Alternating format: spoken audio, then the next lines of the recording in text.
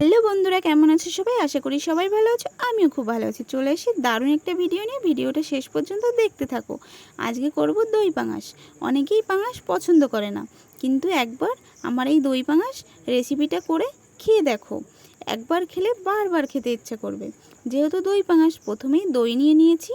এদিকে পেঁয়াজ, রসুন, আদা, গোটা জিরে, শুকনো লঙ্কা, তেজপাতা, সরিষার তেল, হলুদ, লবণ সমস্ত কিছু আমি গুছিয়ে নিয়ে নিয়েছি।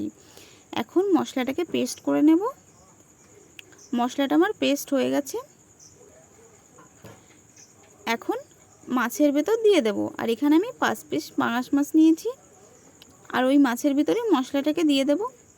আর যেহেতু দই পাঙাশ, বেশ খানিকটা দই দিয়ে দেব।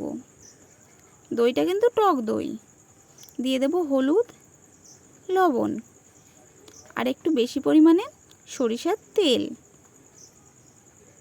এবার ভালো করে হাত দিয়ে ম্যারিনেট করে নেব।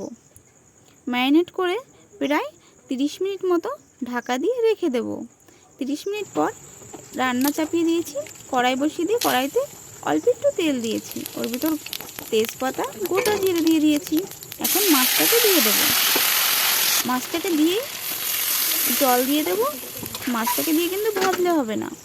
জল দিয়ে দিয়েছি অল্প একটু চিনি দিয়ে ঢাকা দিয়েছি।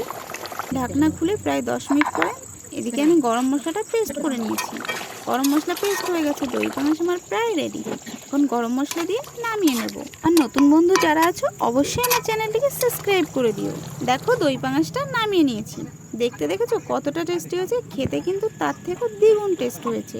আমার এই রেসিপিটা ভালো লেগে থাকলে বাড়িতে ট্রাই করতে পারো।